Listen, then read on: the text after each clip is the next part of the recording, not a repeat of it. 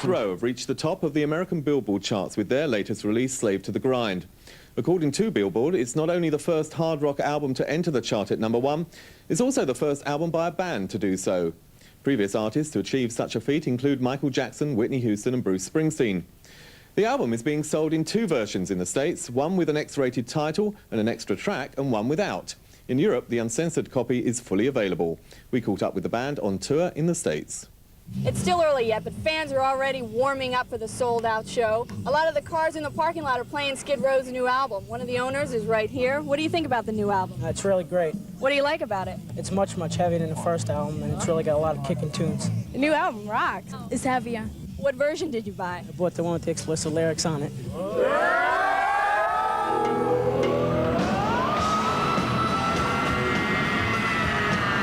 We're not expecting them to buy both copies. We just want the Skid Row fans to get the Skid Row record. The song that warranted an explicit lyric sticker on the album is called Get the F*** Out, and the band says the politicians and the PMRC have their own agenda. The reason why they hate it so much is because it's a word that describes what their wives want to do to him.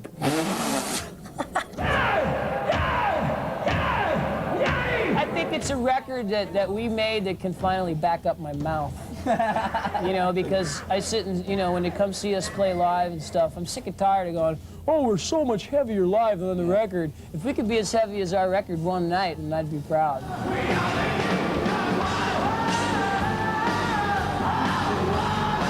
I'm really sick and tired of bands that like dress up like heavy metal bands, and you kind of get sucked into buying a record or sucked into watching them, and then you find out they're like the Osmonds with long hair. The first day the album was out, when we did play, people were singing Monkey Business, so we knew it was taking effect.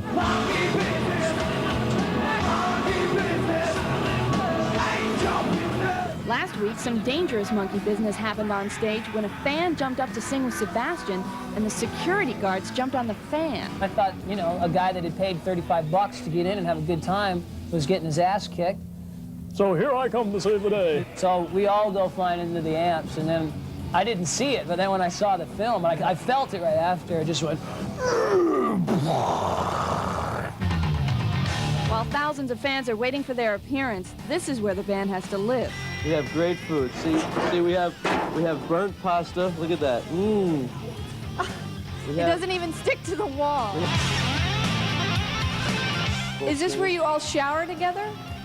All together, yes. At once? When you shower?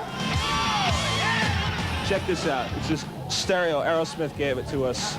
See? In the past, Skid Row has opened for veterans like Aerosmith, but this time around, they're opening for a band from the same generation. We're all the same age. We all grew up listening to the same stuff instead of listening to the bands that we were opening for, which kind of makes you awestruck.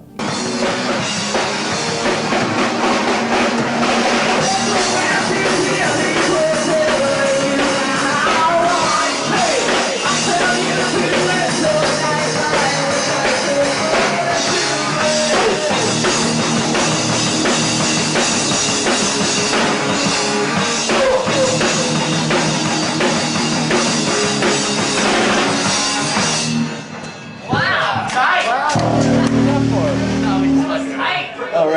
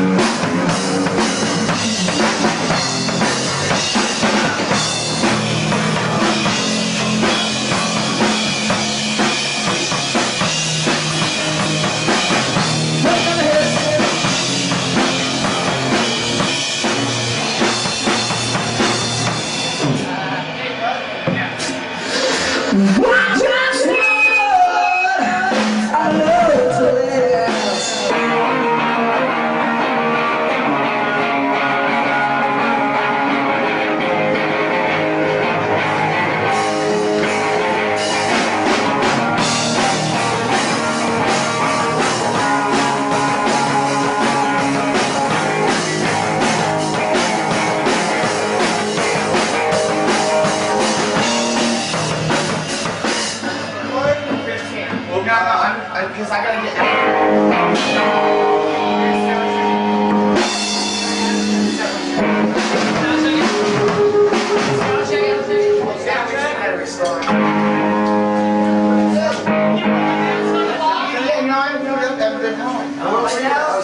Last night? I was just getting in. But I heard you had a party. I was mad. I would have come. Fuck yeah. It's that's great. I just got in. Because I had to go to the studio actually last night. Did you hear about Pee Wee Herman? Yeah. He got caught jerking off in a fucking movie theater. Yeah. He did. He got spanked in his baloney in a fucking movie theater. And they came. It was an undercover. Yeah, he was jerking a gherkin. Jerking the gherkin. He was pounding his cud. That was fun in there, man. Yeah, he got caught, and he's like 38 years old. He found his age.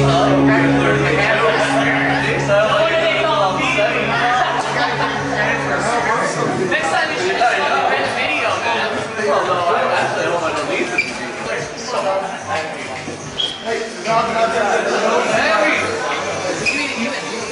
Yeah.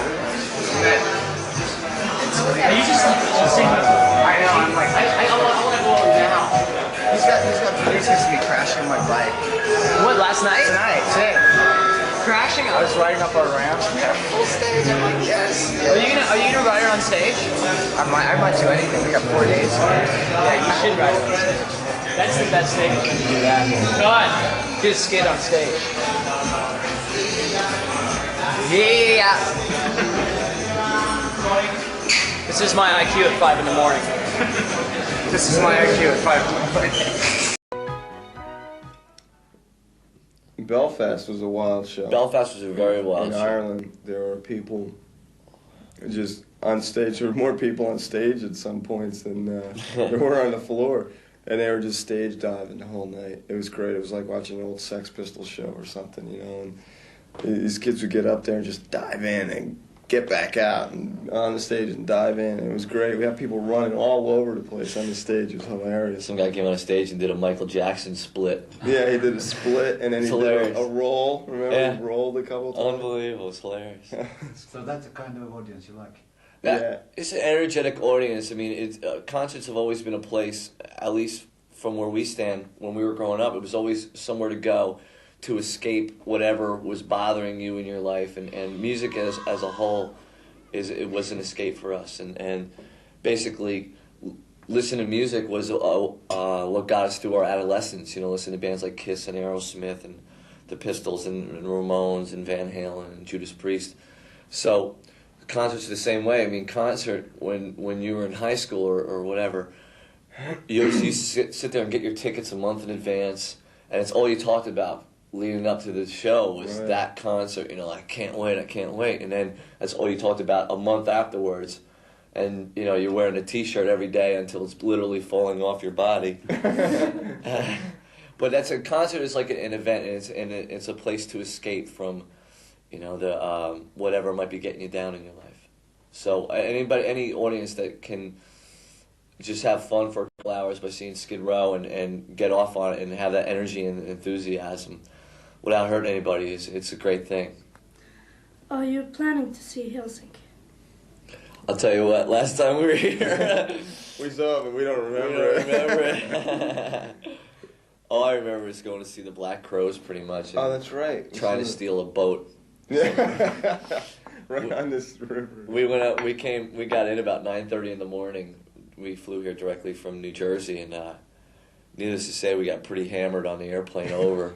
And when we got here, we were like just drunken messes. And so we ended up going to a pub across the street at about 10:30 in the morning, 11 o'clock in the morning, and continued the inebriation period. And then Rachel had the brilliant idea of trying to steal a boat from one of the canals. And of course, me, Scooby-Doo over here. I'll do it. Then he fell down a flight of stairs. And went to bed and woke up and went to see the Black Crows, did it all over again. What do you know about Finland?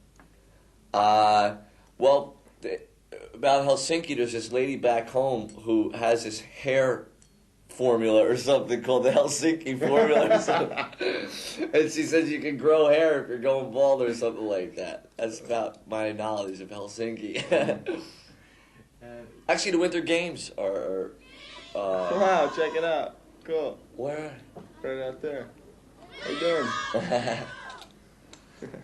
Hope they don't fall in the water. It's gotta be pretty cold. I tell you what, it's pretty amazing. You come walking in, we got off the plane just, I don't know, an hour and a half ago or whatever, and you walk into the, get to the hotel, and all these people are hanging outside, waiting for you and wanting autographs and stuff. That blows my mind, it's an amazing thing. It's like the ultimate compliment. You know when you get into this business, you're going to lose some of your privacy, but every now and then you get someone that'll kind of, I don't know, invade your space. We give ourselves space between each other, and sometimes you'll get someone who just kind of, your door might be ajar because you're waiting for room service or something, and they just might walk in the room, plop themselves down, and decide that they're going to wait for room service with you. Yeah. But we've never had any big trouble.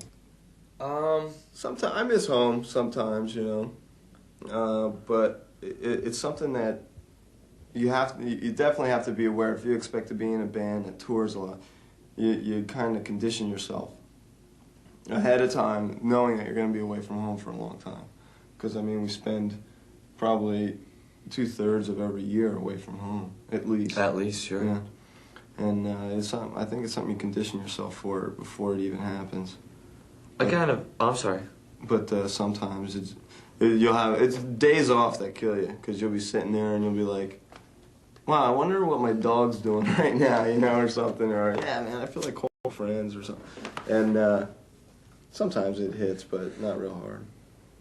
You definitely have to love touring to tour. If you dislike it and you're really attached to being home, then this is not the life for you. It certainly isn't, because there is a lot of time that you do spend by yourself. Sometimes you need that as well. Do you have contacts with your parents and good relations? Yeah. I just talked to my mom about an hour ago. Yeah, I talk to.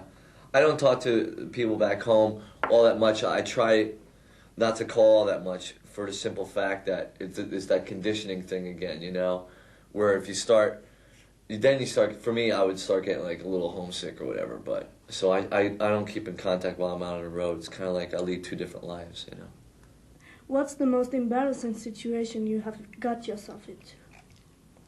Where should we start? Most embarrassing situation? The one where I jammed with that band in Cincinnati. I went to the club with my bass tech, Ronzo, and we go, and I saw the guy before they went on. He's like, yeah, get up and do a song with us, all right? I'm like, yeah, cool, no problem. He goes, what songs you know? I go, I don't really know that many other than Skid Row. How about Tush by ZZ Top? And he's like, cool, we'll do that, right? So I figured, I'd sit there for about 15 minutes, and then he'd call me up, and I'd go jam. It was like 3, and I wasn't drinking. We were in a bar. I didn't want to go up and be like all stumbling all over the place. So I'm sitting there and play for like an hour. I'm waiting. I'm like, man. And 2 hours go by, so I was like, oh, I'll have one beer, So I had a couple beers. And then finally, like about 2 o'clock in the morning, they call me up. And just as I'm stepping up onto the stage, the bass player's putting the bass around my neck, and he goes, our singer can't sing Tush by ZZ Top. He'll do Hey Joe by Jimi Hendrix. And he goes, Rachel Bowen from Skid Row. And everyone goes, yeah. And I go, I don't know Hey Joe by Jimi Hendrix. So I got up and I jammed on a song that I never even knew my whole life. And just make matters worse, I fell off the stage. Why do you have long hair? I've had long hair since I was about 13 or 14 years old. I've had long hair, and I'm 27 now. It's just something that always appealed to me. I have really big ears, so I have to cover. I've always had long hair too. No, I can't say that, because when I first started getting into punk, I shaved my hair down pretty short. But I don't know. I go through phases. Next time you see me, I might be bald. Plus, if I have short hair, my nose is really big. I have a really big beak. It kind of looks like this. Yeah. Yeah. You all have tattoos. What do they stand for? tattoos are just personal things, you know. It's like something that you should get done for the reasons only for yourself. Could you show it? Oh, yeah, it's no big deal. It's just a tat. It's great. What about you, Raj? Yeah, I got a bunch up here. There's some in there. Can you see? Ooh. I can't. Got all kinds of junk. I got another one right there. Yeah, oh, stop! I got a tattoo of a watch. So do you. Yeah, so do I. I got some tattoo pepperoni right there. What makes us hungry? Angry. Angry. I was gonna say lack of food. But I guess that'll work too. That makes Scotty really angry. Hypocrites make me really angry. You know, people that say one thing and do the other, or say, you know, just speak out against something, and they're that person that they're speaking out against. So hypocrisy is probably something that just drives me up a wall the most. And it shows in your lyrics and your songs too. Yeah, it definitely comes out. Yeah, because our whole life, you know, all our lives, either together as Skid Row or you know, apart. People personally have always judged me before they've seen me, and right away, oh, he's a drug addict. You know, I don't do drugs. I don't find a need to do drugs, and it's just stuff like that. We never do. I try my best. I mean, you see someone that has blue hair or something, and you might say, oh, nice haircut, right off the top of your head, no pun intended. But it's just like, you know, they could be the next president or something, you know what I mean? So you can't judge a book by its cover. What about the AIDS? AIDS? It's a scary thing. It's a real scary thing. It's the modern day Black Plague, you know? Yeah. It's, I've said this before, it's something that it knows no race or color or creed or face or person. It's an unbelievable challenge that is, I think, people across the world are going to have to rise up against. Education is a very important thing. I don't think that people in general are educated enough on it, and I think that has a lot to do with the governments. I don't know, it seems like they try to downplay it for so long, almost covering it up, and you can't do that. It's not something that you can sweep underneath the carpet and it'll be gone the next day, or, you know? People need to be educated and just have to be careful, be smart, you know, because you only got one time around, you know? You really do. You only got one time around, so you got to play your cards safe, you know, and just be smart about whatever you do.